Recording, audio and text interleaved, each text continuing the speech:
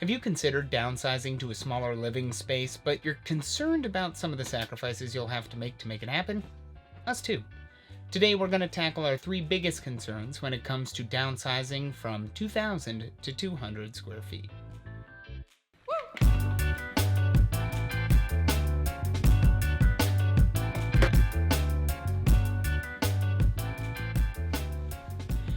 So Florida has lifted some of the restrictions that have been placed due to the pandemic that has spread across the country. This weekend, state parks are going to be opening back up and honoring old reservations that were made before this whole thing started. Luckily, Emmie and I have had a reservation at one of the state parks here in Florida since, January? And they are honoring that, so we get to go camping. We've been feeling a little cooped up, we want to get back to nature, and we want to be able to kind of stretch our legs and get outside. So the only concern that came up is if we've been cooped up here in our house, which has plenty of space for us to spread out, how are we going to feel if we go down to 200 square feet and are right on top of each other for the weekend? Luckily, it's a weekend, short term, we'll be able to figure it out, but that's some tight quarters. Guess we're gonna find out. Let's go here.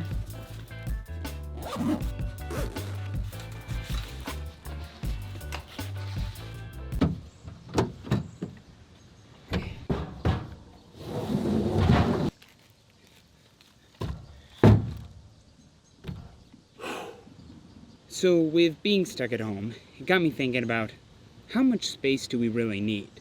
How much space for storage, living, and our general comforts do people actually want? Now there's a difference here. I have been so appreciative of having a wonderful home where me and Emmie are able to spread out during this quarantine and have our own space and time. But as we return back to normal, I'm just not sure how necessary all that space really is. I mean, really, if we think about the amount of time that we spend in certain parts of our apartments or our homes, most of our time is spent in the living room, we sleep in the bedroom, or in the kitchen where we eat. The rest of the rooms, like we have a couple guest rooms, I don't set foot in unless someone is coming to visit. All the more reason, downsizing and becoming a little bit more minimalistic might be a really cool option. You see what I'm getting at here with the RV trip? The first thing that I mentioned was storage. Nobody's going to be happy if you're going camping, but you can't bring the things that you want to bring to be able to go camping and have a really good time, right? So to explain this a little bit more in detail, I've broken it down into 3 different things. 1, storage for our wants and needs. 2, storage for our survival. And 3, storage for the things we need for this RV. Because yes, people like having stuff. I would be devastated if I couldn't bring along my camera, my mic, and all my other camera accessories to be able to document the journey of us going on camping trips and traveling around Florida and hopefully eventually the rest of the country.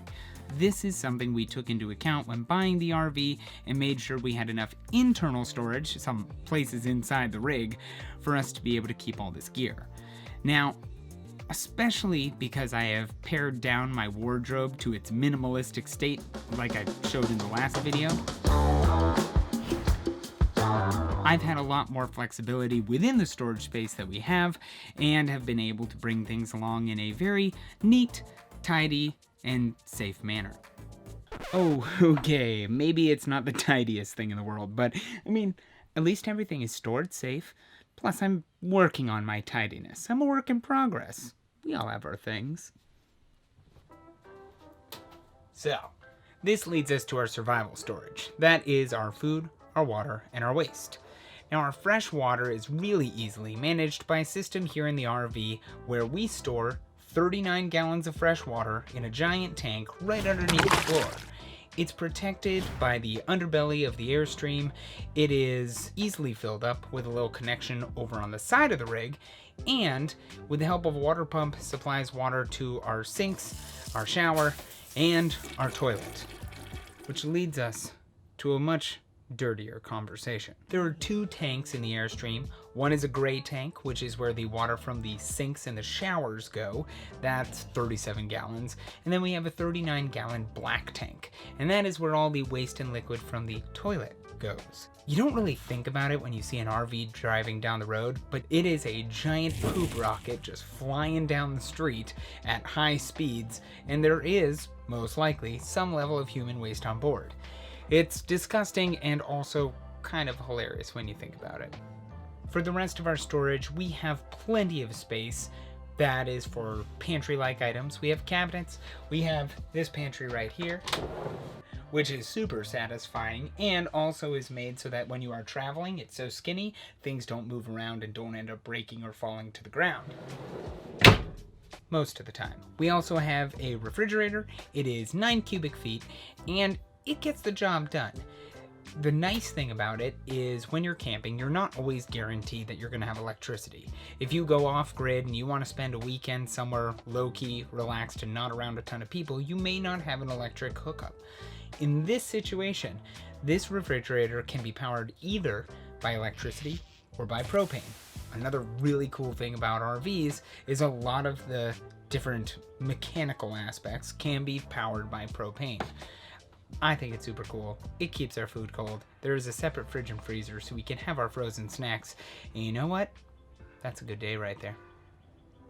The last bit of storage that we pay attention to when it comes to our RV is space for all of the tools that we need to do our routine maintenance and make sure that we're safe while on the road. And this is where our Airstream kind of lacks. There's not a lot of exterior storage. Now I know I just said exterior storage, so why the heck are we in the bedroom? Check this out.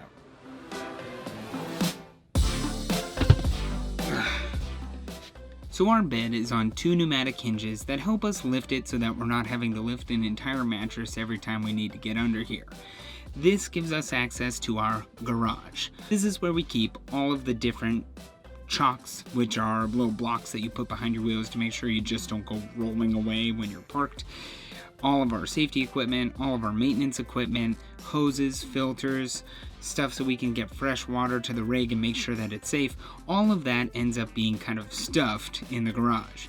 Now, we've done our best. We have little organizing bins. Emmie is the queen of organizing, and it's done a really good job so far. But to be able to have all the things that we could want, it's probably going to take some modification of our truck so we have another secure place to be able to keep things, to be able to bring it all with us for any extended types of trips.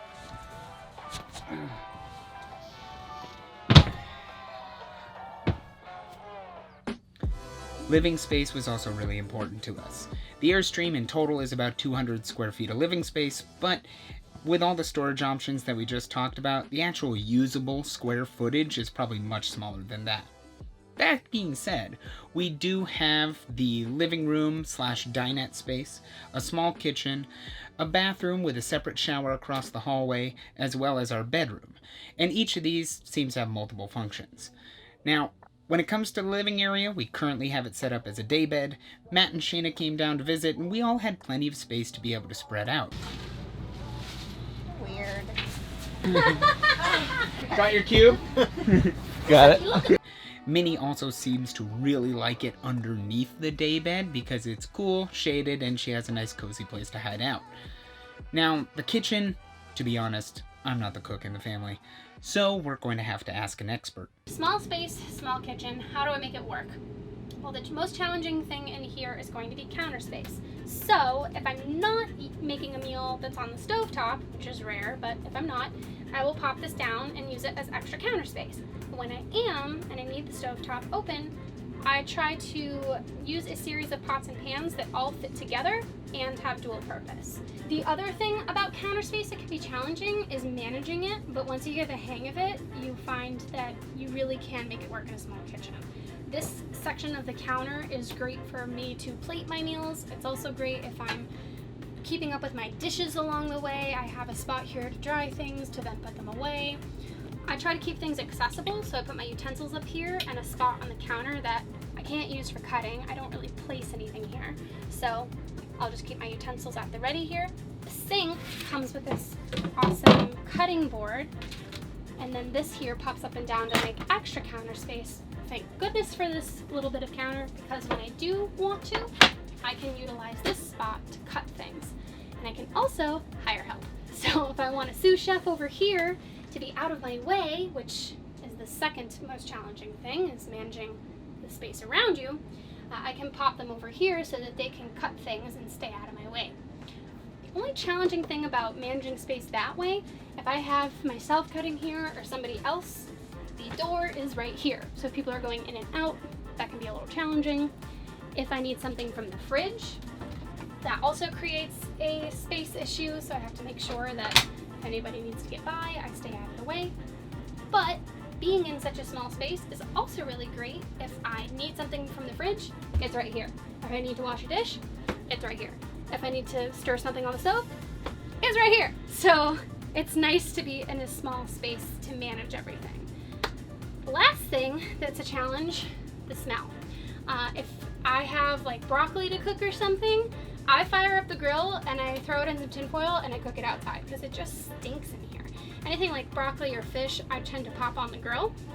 And if I can't, I just manage it with my vent hood and maybe some nice cleaning sprays and my candle warmer for after the meal.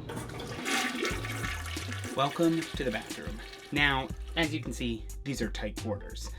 For someone like me or Emmie, where we're 5'3" and pretty tiny humans, it's no big deal. We can fit in here no problem, and same with the shower. But when Matt came to visit, it was a little bit of a different story. Just don't. You fit. I fit. This is feasible. Well, you can take that thing off. I can do what? Now, this is something to consider if you're ever going to buy an RV or if you're looking for a tiny house. Make sure that the things that are tiny are the things that you're okay with being tiny. If you're 6'2", 6'3", and you're trying to fit in a shower that's made for someone who's 5'8", you're not going to have a good time, and that's going to mess with your quality of life.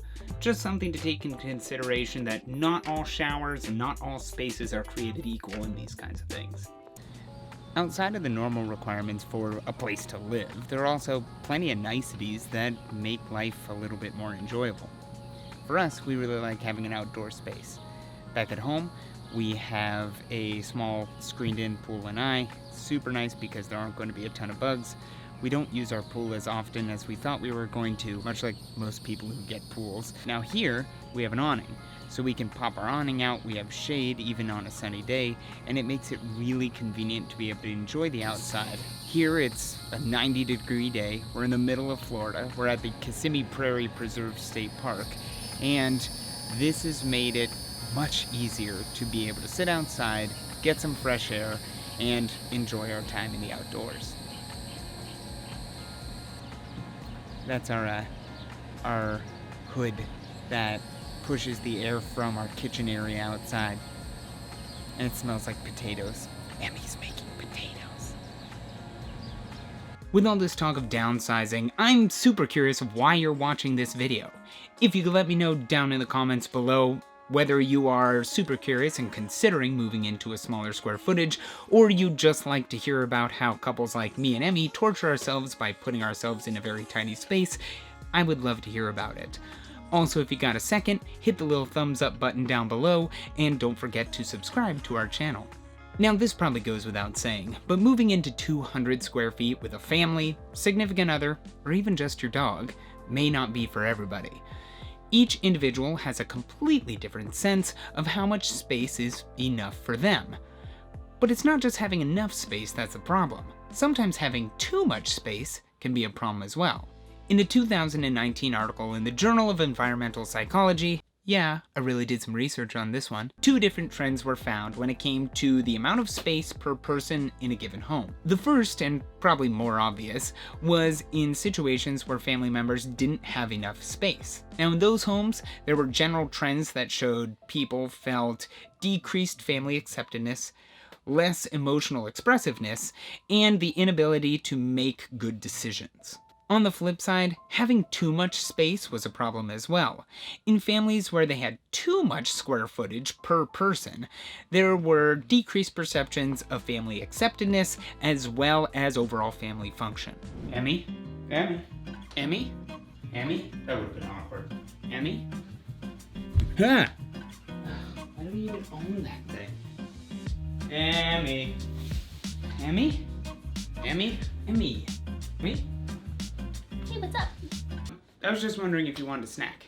Yeah, that sounds great. I'll have whatever you're having. go, alright? Thanks. Why didn't I check there first? What does all this mean anyways? Well, it means that there's a Goldilocks zone for everybody, and it's something that can change. There will be a home that's not too big, not too small, and meets a family right where they're at now. Over time, this can change, but keep this thought in mind when it comes to the time where we're coming out of this pandemic. Lots of us have been under quarantine or stay-at-home orders, and we may be feeling a little cooped up. Moving from an 800 square foot apartment to a 5,000 square foot mansion may not solve all the problems that you are having and may just give you a laundry list of new ones.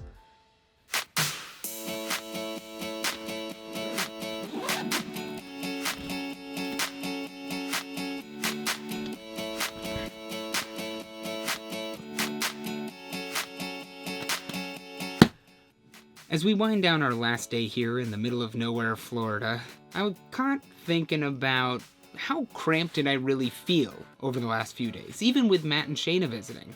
To be honest, this 200 square foot RV felt much bigger than 200 square feet. At no point in time did I really feel cramped like I couldn't have my own space, and aside from Matt not fitting in the shower very well, I think everybody was pretty comfortable. Going forward, if Emmie and I were to downsize into a space like this, it would just be me, her, and of course, Minnie. I think we could get along with that pretty well. And yeah, it was only 3 days, and that is clearly not enough time to be able to make such a big decision as, do we want to live inside this RV full time, or do we want to just leave it to weekends? Instead, you dive deeper, you go on longer trips, you spend boring weekends when it's raining inside the RV when you can't go outside to get some extra space. And after all of those experiments, you find, am I happier with this kind of life, or am I totally content in my normal sticks and bricks type home? Until we figure that out, we're gonna keep trying. I want to thank you all for watching this video. I hope you enjoyed it as much as we enjoyed making it, and we'll see you in the next one.